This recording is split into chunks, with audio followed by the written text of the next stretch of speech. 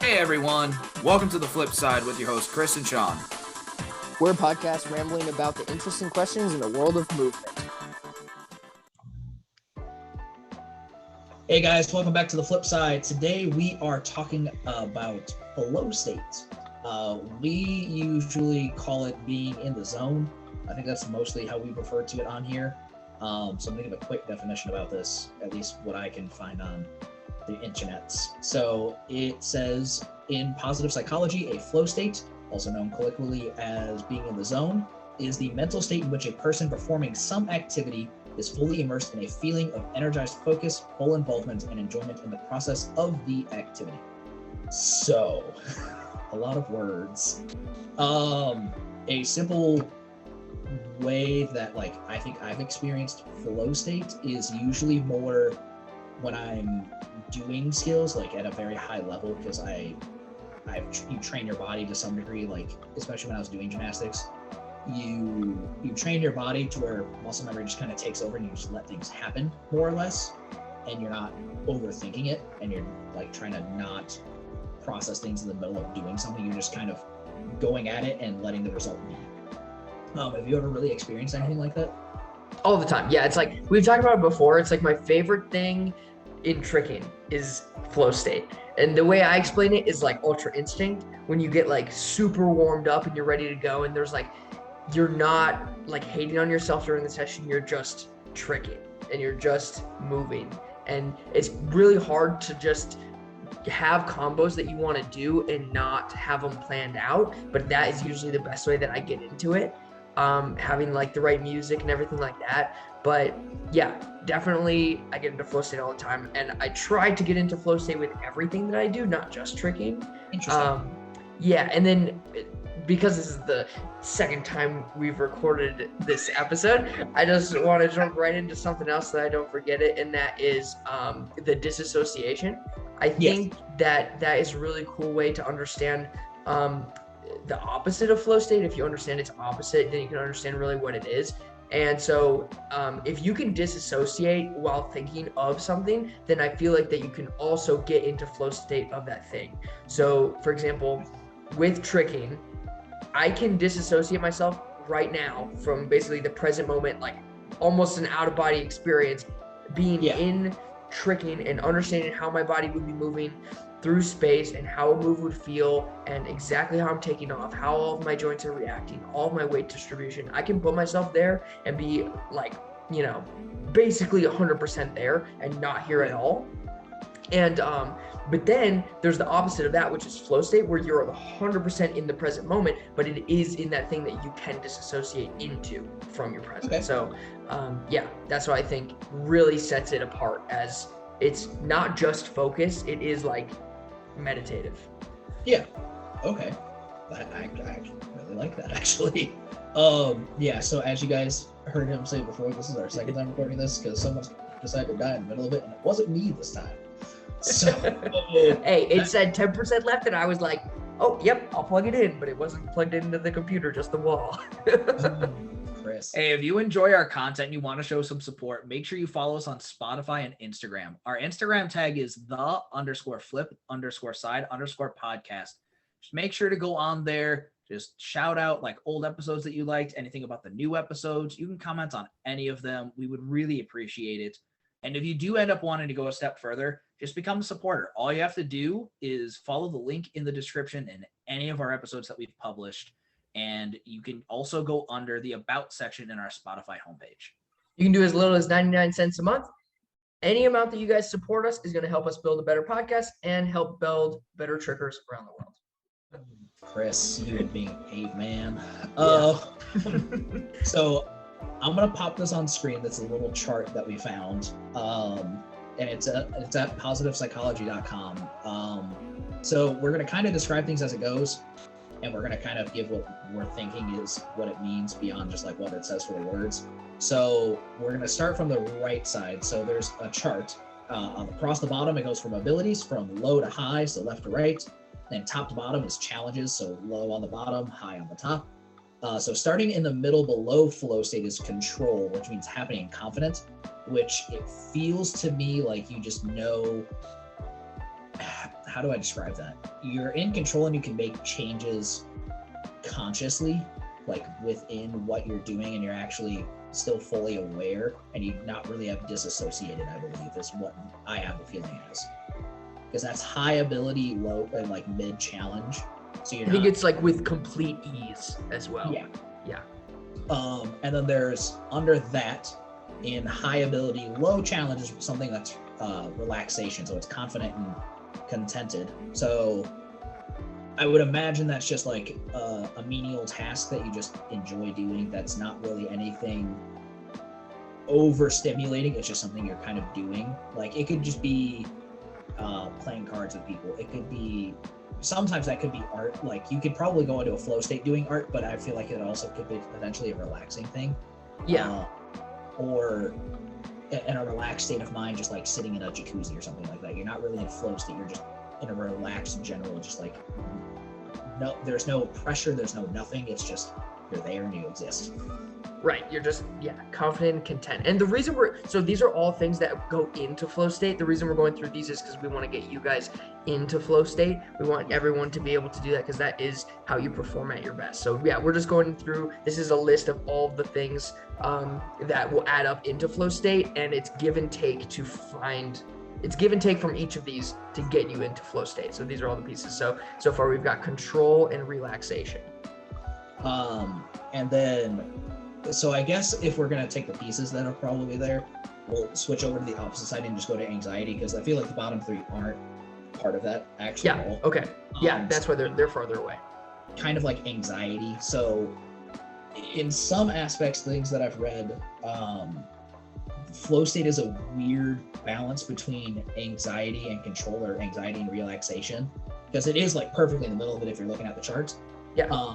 It's stressed and alert, so it's more something that's high challenge, and you may not quite have the ability to do it, so you become very anxious about it, or you feel like you don't have the ability to do it. Or maybe it's high risk and high reward. Yeah, and you don't. And the thing is, you're not confident in it, so you don't have that confidence from like the relaxation or control aspect. So you're very much unsure of what the outcome is going to be. And then there's the arousal part of things, and that's kind of mid ability, high challenge. So you know that you probably have the ability to do it, and it is like a higher level of interest in something. So it's alert and focused. So the way that we described it was when you were at the jiu-jitsu meet, when you were watching stuff, when he's fully torqued. I'm joking. It's more, you're very intently focused on something, and you may not fully understand it. Like you don't have the ability to fully understand. Right. Yeah. So my example was I was at this jiu-jitsu competition, and I was watching the black belts roll, and they were competing, but I'm not that high of a level in jiu-jitsu yet, and so I'm watching them go, and I couldn't understand like them in a flow state, and I couldn't get into like I couldn't get myself into a flow state with the moves that they're doing. So I'm there watching, and I don't have the control, I don't have the anxiety that they're feeling, I don't have the relaxation or understanding of the moves that are being performed, but I am fully aroused watching these people do their moves, because it requires my alertness and focus, because every time they do something, it surprises me.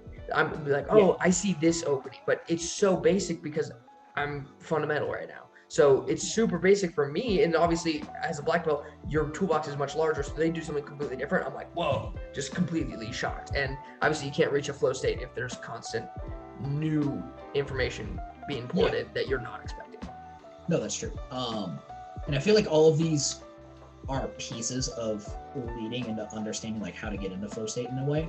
Yeah. So flow state, so now getting kind of like into it, is focused and happy. So the flow state really is, it's high ability, high challenge. So you know that you have the ability to do it, and it is actually something that's challenging. It's not something that's going to leave you bored, which can happen, but you're fully immersed. There's no outside thoughts. There's nothing else going on around you to your knowledge. Like that's kind of how focused you are, but yet you're performing at your highest ability. That's kind of what being in flow state is. And it can last for a while. It can last very short amounts of time.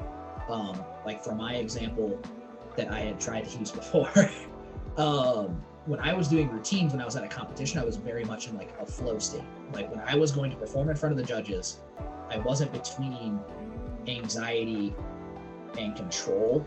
It was very much like I was just very in the moment, and it feels like time is a completely different concept when that's happening. And it's weird because you go to do something and there's no thought, it's just happening. Like you're like, okay, well, I've trained enough, I'm just gonna go out there and I'm just gonna do these movements and just hope the best happens and just let it be and just give it my all and just go through everything that I've trained for. So that's the way I've experienced flow state mostly. In tricking, I'm assuming you guys experience flow state way more often in a sense, I guess, because you guys connect things so differently and much more often. And I feel like your flow state doesn't break as easily, because I feel like in gymnastics that fall breaks your flow state if you fall, or if you like have a bad mess up, it just instantly breaks your concentration, which actually does knock you out of flow state usually. Well, especially when you're in front of judges. Yeah, especially when you're in front of judges. But for you guys, it's a little bit different. Like there's not 100% competitions yet. Like there is some that are done through like Shapes Mag and I think Adrenaline Worldwide that I've seen. Yeah. I don't know any others to my knowledge, but I feel like that flow state doesn't get broken as easily if you're in training, where for us in training, I guess it could be. So yeah, it's really interesting and tricky because it's a lot easier to stay in flow state because if you fall, you can still keep going. There's no like pullback, but if you're in a competition, then it is different. It's interesting because when you say for gymnastics that in training you don't get into flow state, I feel like you guys are working a lot more on control and you're working a lot more on like active changes. Where in tricking, because it is so momentum based and it is single leg, like the momentum is so much more required, I feel like that's a big part of getting into flow state too, because you're almost just like along for the ride. And that is also what flow state is. In gymnastics, I feel like you can make changes because your guys' skills are so tight and so technical. There's a lot you can do to change it. Where in tricking, the moves are about pure efficiency, I feel like 90% of the time. So if you make a mistake in tricking, it just doesn't work. Versus if you make a mistake in gymnastics, it still works. It just doesn't look as pretty. And I think that's the biggest difference. And that's why I think flow state happens more often in tricking, because you just have to do it perfectly in the line of efficiency, not necessarily in the technique. And if you are working technique and tricking, then I feel like you probably lose out in flow state unless it's something you've done 100 times. Something I do that I love to use to get into flow state, obviously you want to play the right music. That's just going to get you to not focus on outside factors, kind of like pump you up into your main character vibe. I think that's another really important way to like maintain flow state, is just pretending you're the main character. Because then you won't have, the insecurities. You're just like, I'm here for me. Everyone else is here for me. This is my story. Let's do it. But I'll generally do like B-twist, cheat 9, hook, sideswipe, TDR, cork, shuriken, or something, something along those lines to like get my body warmed up, super comfortable, super in control. And it's interesting because that's not super high level. It's not ridiculously hard, but it actually does hit all the points. I am like anxious about doing it because it is generally one of the first combos I throw. So I'm worried about how my body's going to react to the stress of the combo. It requires control, and also my expectation for how clean it comes out is a lot higher. So it's also, it's more challenging in that sense as well. The arousal exists because I just fucking love tricking. So it's, you can't reach flow state in things that you don't enjoy doing. So so I think that is like one of the keys to getting into flow state is find something that is hitting all of those points, and it doesn't have to be that difficult. It just it will slowly, gradually go up as your flow state is like increasing. And I mean, that's what we're trying to do. When you're in your flow state, you're in your highest ability of performance.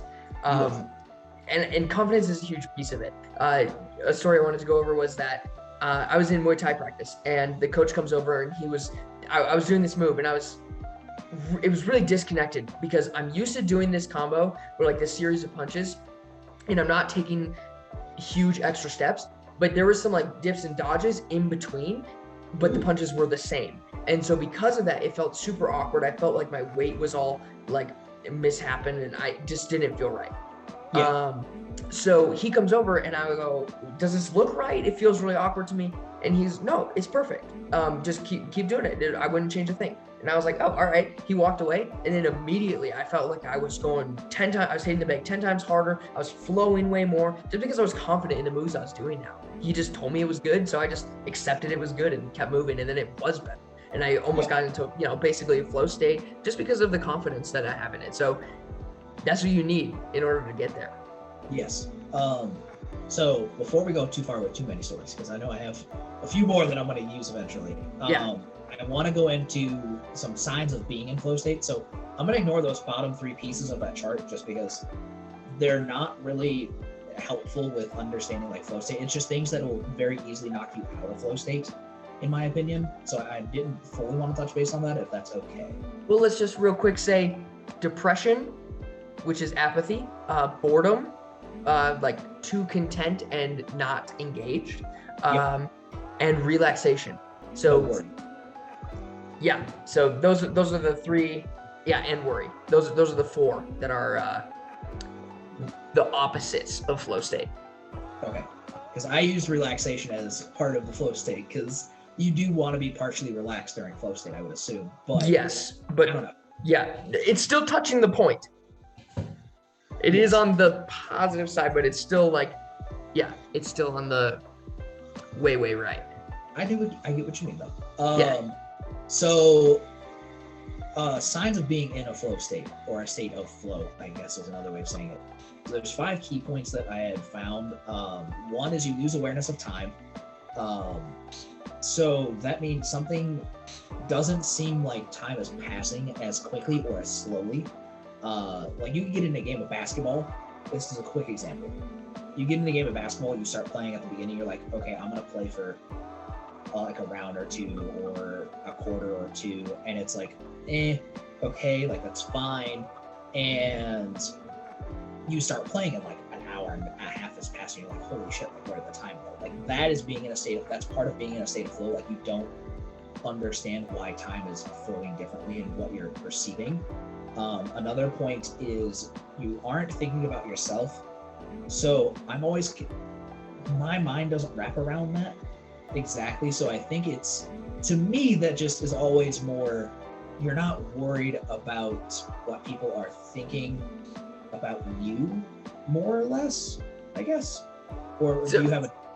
So the way I understand that is that it's your internal voice.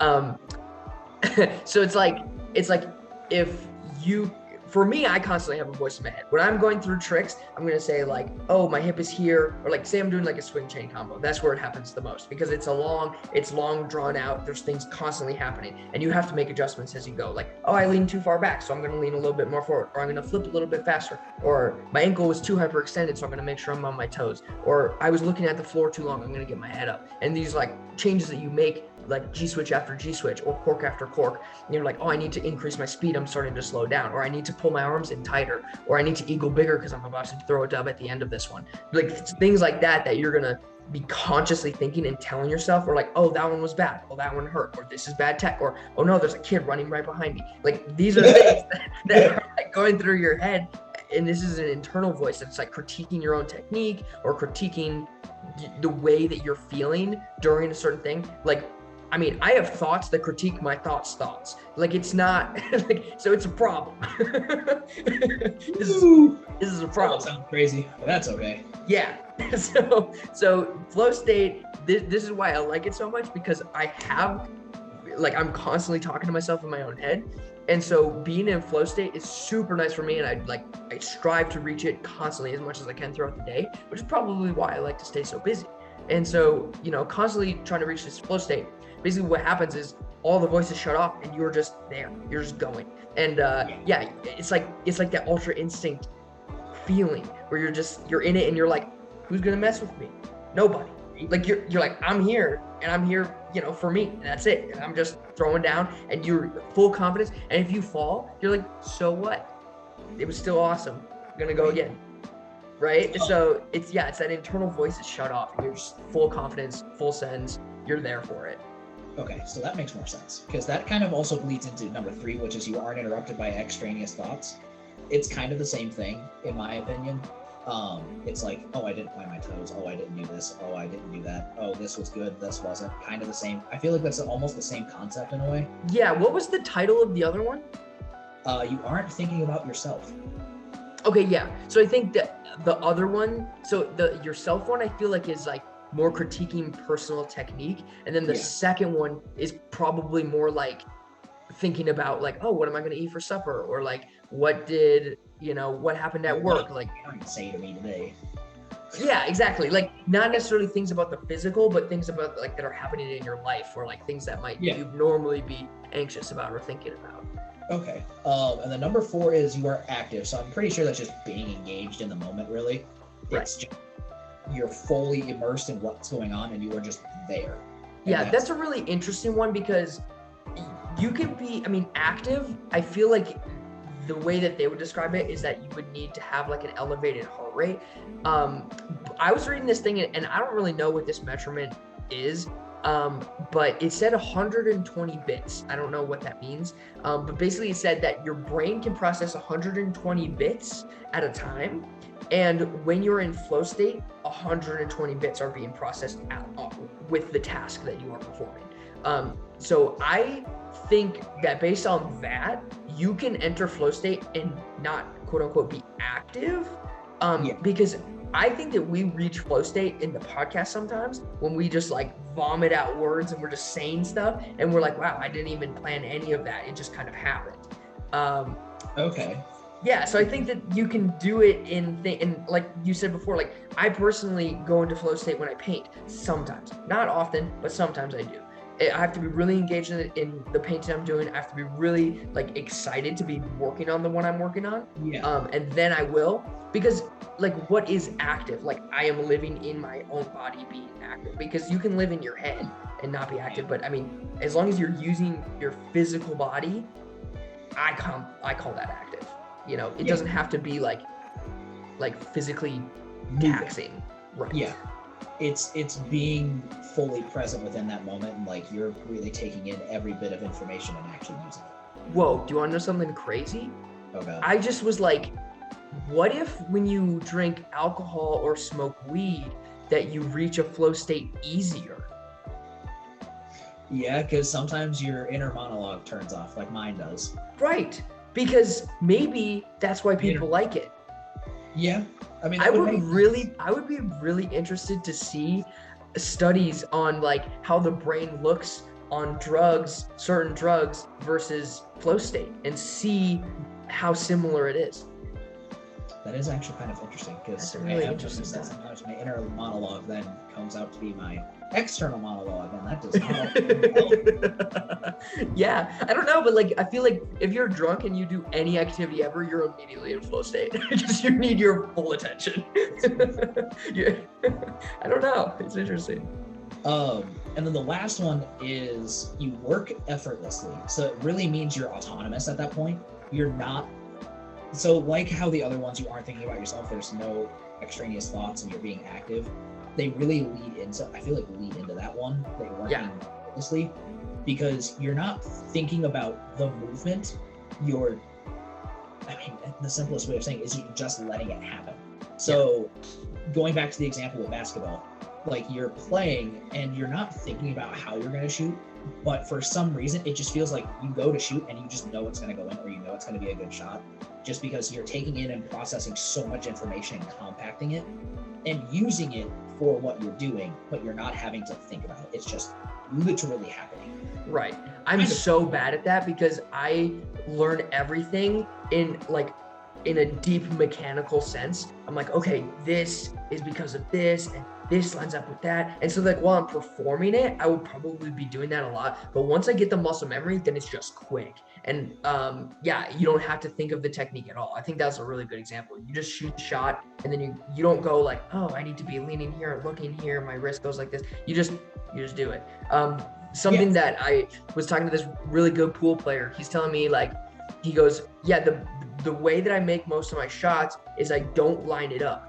I stand back, I look at it, and then I go in and I shoot. I don't adjust my shot. I don't double check anything. I just go in and I shoot, because my first impression is usually my correct impression. And if I'm adjusting it, then I'm not in flow state. And he didn't say flow state, but I mean, that's essentially what it is. Like, he loses his zone. He starts questioning everything once you question one thing. And that's a way to get out of flow state. So yeah, it'll break that concentration point. And that's a big thing. Like, when I was doing bigger skills, especially when I was doing like rep after rep after rep, like I would be focusing on the aspects that I want to fix after the skill or before the skill. But while I'm doing the skill, I'm kind of just hoping that I'm doing that fix. Or like, if I'm really like going into a safe environment, like if I was doing double layouts into a foam pit, like I could make those changes and actually do the control aspect where I'm not like purely in flow state. But when you're doing it on the floor, you really don't have a lot of that time to make those changes, because you're going to land on the floor and it's going to be landing or a bad landing, and there's no in between, really. And I feel like that's a lot with tricking too. Like, when you're going for stuff, if you're making changes, you're usually doing it in a safe way where you're like, oh, I can make this adjustment, and I'm really going to think about it during the skill and try to like make that happen. And then eventually it becomes, oh, I'm just going to do this skill. right. And you do it. And there's no ifs, ands, or buts about it. Like, you're just kind of going, you're like, okay, that felt good. And like, that's it. There's no other thought about it. Right. It's almost like there's different levels of flow state. Like, you can trick yourself into being into flow state even when you're not. This is what I try to do with a lot of my students, where you're trying to replicate flow state when they're learning a new skill. The best example I can give is that I was learning Dark Side Cork. So while learning Dark Side Cork, I had to learn Dark Side Gainer. I had to make it floaty. I had to learn how to like make my hips naturally turn this way. And the more that I was like, okay, reach for the floor, I would, as soon as I did that, my left leg would reach out to my left, but I'm twisting right. So my right leg was supposed to reach to the right, but I was thinking land, and my muscle memory would kick in and I would reach the wrong way.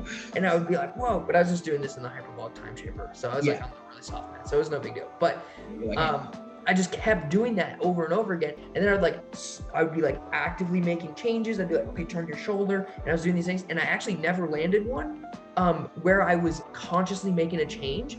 Then I just did one. I was like, okay, just send it. And then I basically was like, and then turn everything off, because what was happening is I was trying to like make it good, or I was trying to make a positive change with it, instead of just being like, set it, activate it, and then hold it. And that is essentially flow state, where I was just like essentially trusting the process. You were like, I trained my body how to do it. Okay, do it. And then my body did it. And I was like, well, there you go. Like, I basically just tricked myself into doing it. And I do the same thing with the students, where I tell them to make a change. I say, focus on this one thing, and then focus on this next thing. And they're still having trouble with it. Now I go, okay, just send it. Don't think about any changes. Just do the trick and see what happens. Yeah. And then they do it. And more often than not, it's their best attempt is when they just try. Wow, that actually brings me back to a very fun memory of me freaking out during simple skills when I was much younger. I don't know when he was much younger. Okay, I am sort of old. So I was doing God, I don't know what it's called. I'm just gonna call it a back tuck off V-bars. I don't remember what it's called. Is it when you're like, so you're on your arms, you're swinging your legs, and then you have to back off the sides like a dismount? Yeah, that. Oh gosh, that's scary.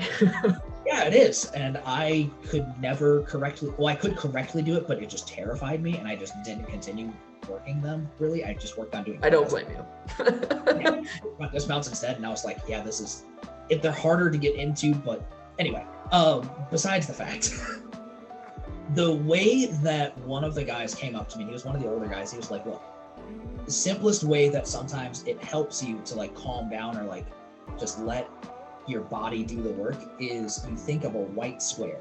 So your mind actually can't fully do that because it can't process like what that would be. It's just like a blank square. So in the way that I took it is like I tried to, and like it kind of worked, but at the same time it didn't always work. So I kind of figured out how to like you said, trick yourself into flow state. So it's like a pseudo flow state, right? Where I have like a ritual in a way where it's taking like a certain number of breaths and really just like letting myself be calm and then just go. Like I don't think about it at the time. Like I know the skill I'm going to perform, and I'm just like, okay. And I just think my way through it, and I take a couple breaths, I'm just really calm, and then I just go. And then it's like I'm just letting my body do the work and not trying to make any changes in the moment. I'm not thinking about it. I'm just going. And there's no ifs, ands, or buts about it. And usually it works. I mean, that's really interesting. It's like telling your body like you're committing right now, and it's like almost a way to like activate it, even if it's just short term. So that's kind of cool. It's not like we're saying, like it's not true flow state, because true flow state is like you don't have to think about doing it. But something that I noticed that I do to maintain flow state is like you obviously want to play music that you recognize, because you don't want like new thoughts coming into your head. You want it to be like music that you're used to, so it doesn't trigger new things.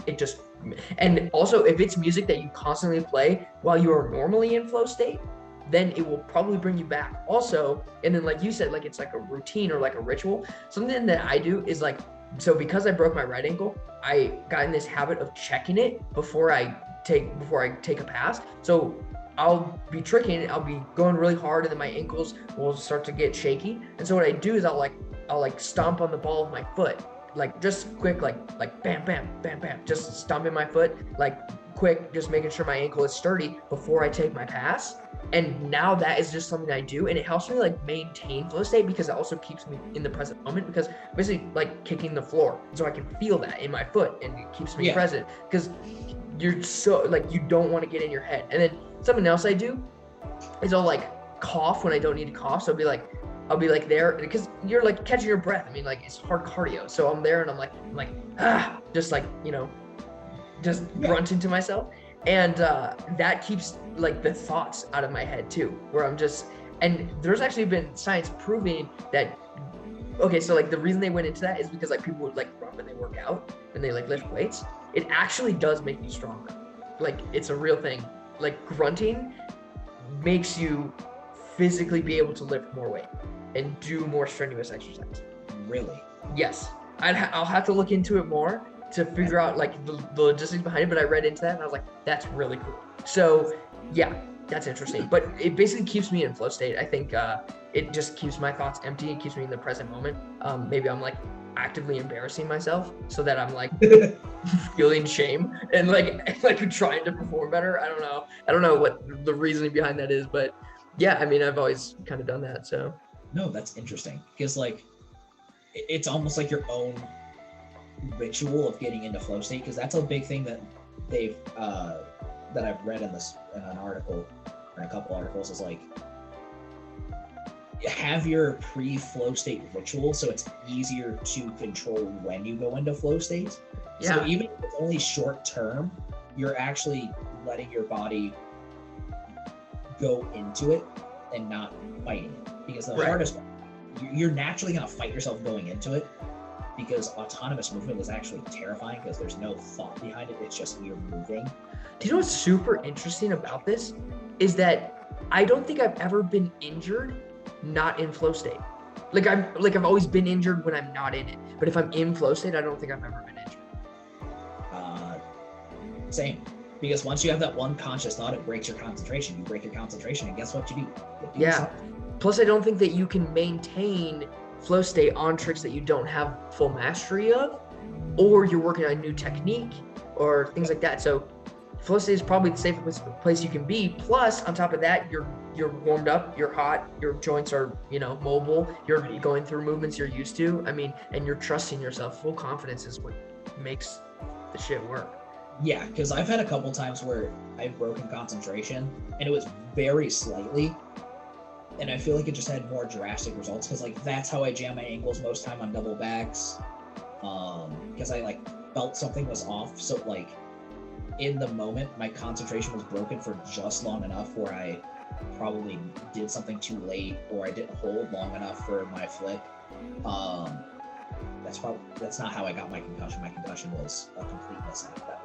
That's cute. He said my concussion like he only has gotten one. Well, yeah, I know. I'm talking about the one where I did double back and went straight to my head. That didn't feel good. I'll never forget that.